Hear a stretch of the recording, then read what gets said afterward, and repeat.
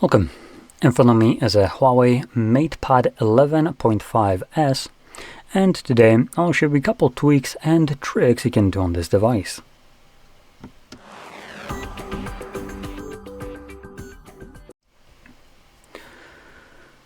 Okay, so we're going to start off by navigating into the settings, and in here we can start going down the list of things that I found. So first things will be the super device. This is a weird way of basically naming this, but it just allows different HUAWEI devices to work together and share a bunch of different things with each other. It's very similar, or basically a copy of what Apple does with their devices, where you can, for instance, have a call and then continue it on their laptop from their phone, or for instance copy something on your phone and then paste it from the clipboard on laptop. This is basically the equivalent of that. Now obviously this will only work with HUAWEI devices. It doesn't let you, for instance, use, I don't know, HUAWEI tablet and, for instance, a Dell laptop. In this case, this won't work. But other than that, if you do have things like, for instance, this tablet and a HUAWEI laptop, you can use this as long as you are signed in to both of the devices' HUAWEI accounts. So, moving on, we have home screen and style, just a general section for customizing the look and feel of your device so it's not as bland. We have a couple different things. We have the home screen settings, for instance, in here, so we can change things like the layout. We also should be able to change the to up drawer, but I don't really see it here, so it must be somewhere else. Oh, there we go. It's home screen style. There we go. So from here you can see we have the drawer mode and the standard one for HUAWEI devices. Now I'm going to select drawer mode. This is what I prefer. Though here this drawer mode is nothing really special. Still, I think, better than having all your apps smack in the middle of your home screen.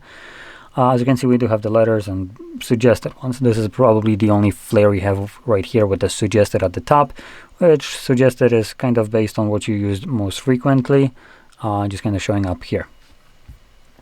Let's go back to the settings. Now, in here we can also choose different icon packs. I'm going to select allow. Yep. And there we go. As you can see, it loads up a couple of them. Now you can get more icons from the app gallery, and once you do, they will show up right here, so you can choose from them. Just a pretty nice and easy way for you to customize just the look of your home screen with the icons.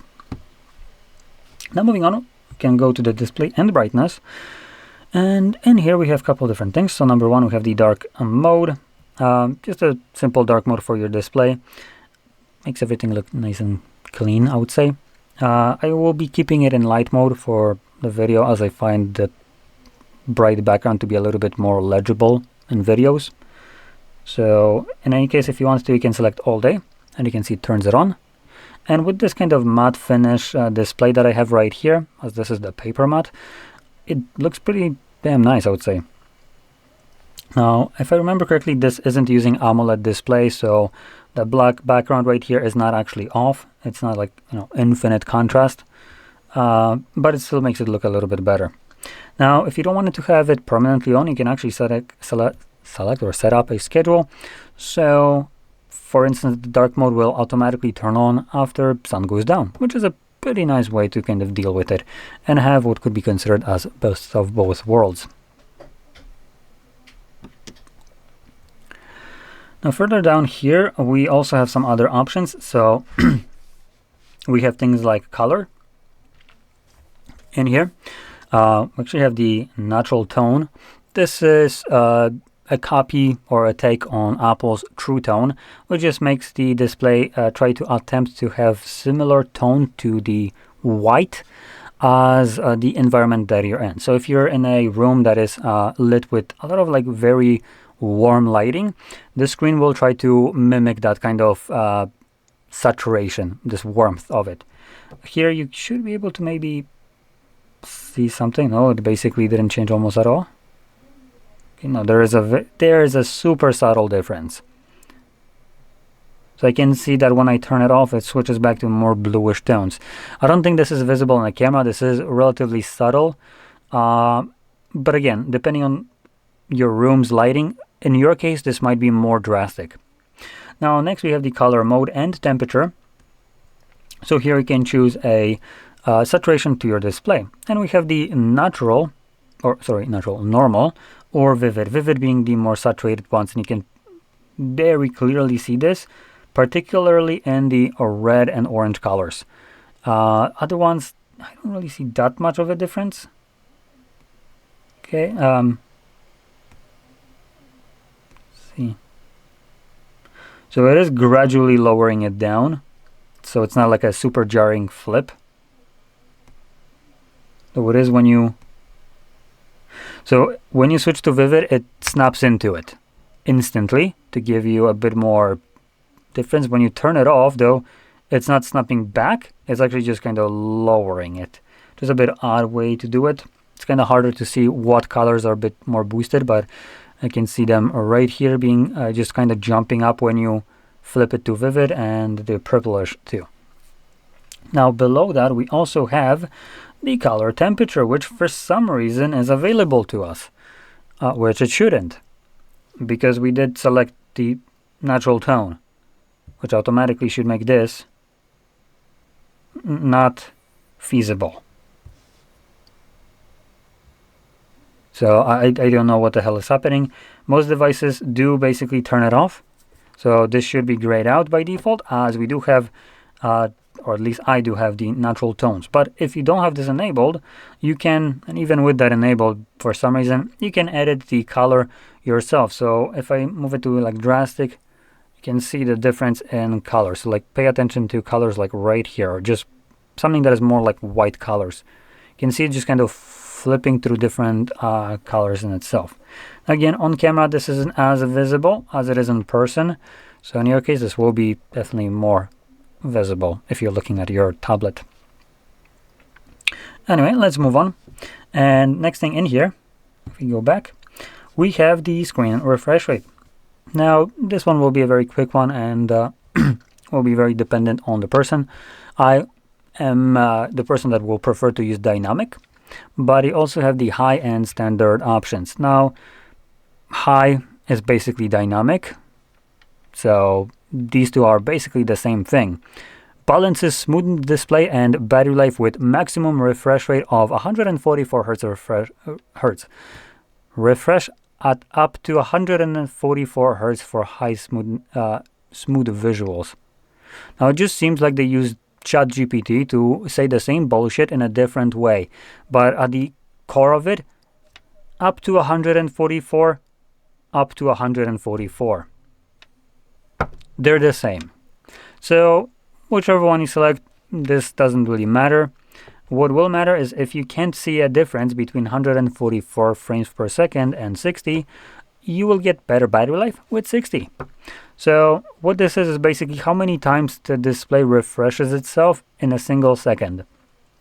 And if you consider, if you're like an old timer, you've probably seen, maybe not even old timer, but you've probably seen in your life these like stock motion pictures where you have this big wheel with a bunch of pictures and you spin them, and the picture just comes to life, starts being animated. This is kind of what it is, but instead of having like 20 different pictures that you animate in a motion of like one rotation that would take 1 second, you're doing it instead of 20, 144 times. So instead of having 20 pictures, let's just say, you have 144, and you now spin that in that single second, and everything just becomes much more fluid, much more animated, and looks way better. But like I said, if you can't really tell the difference between these two modes, which you can check easily by having this enabled and just doing this, scrolling up and down and seeing how the text looks like right here in the motion, specifically when it's going up and down, and then switch it to 60 and do the, this actually didn't change, now it changed, there we go.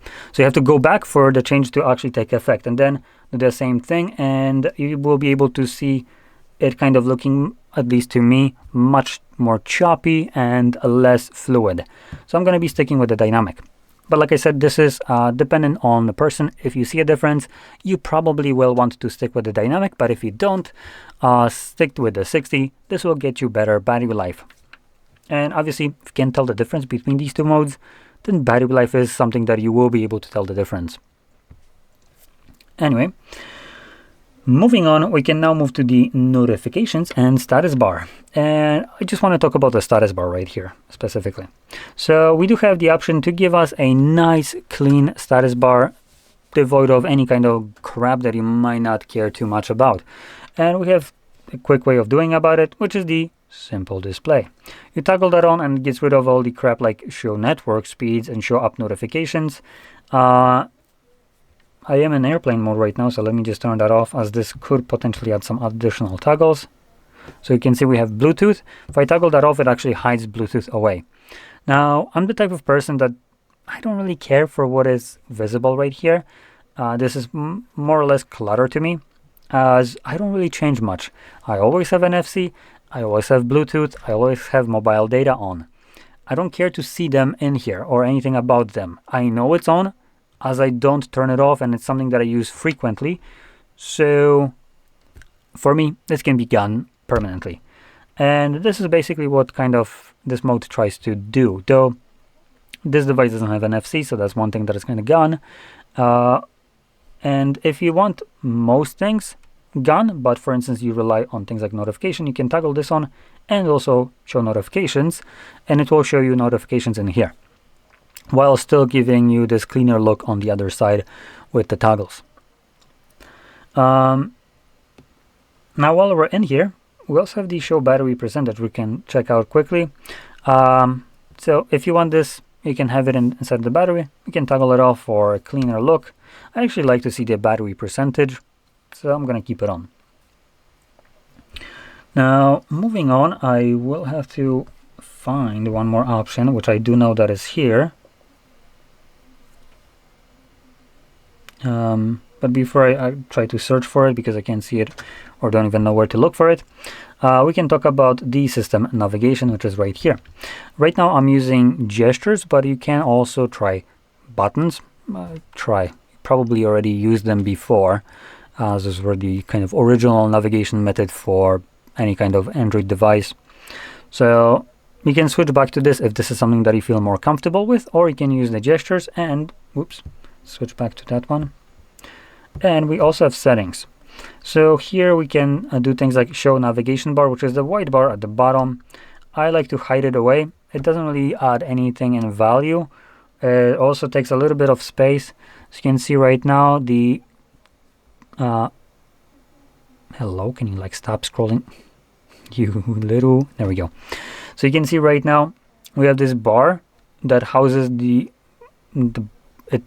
guide bar itself, and it cuts into the text itself, as it is just kind of obstructing some of the view. So I personally like to hide it away, as it just kind of gets rid of it, which nice cleaner look. We also have the side access button to switch apps, which I think it's this or not. Yes, yeah, I think it is, but just quickly check. I'm gonna open one more.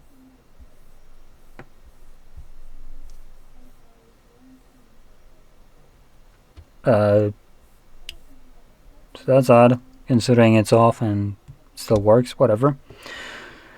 Unfortunately, we don't have any kind of additional options for our gestures right here, which you typically would. So anyway, one last thing that I want to check is the, I don't know, status bar.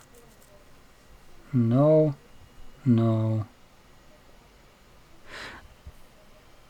I know that there is a bar that you can enable on the side, but I honestly have no clue what it's called.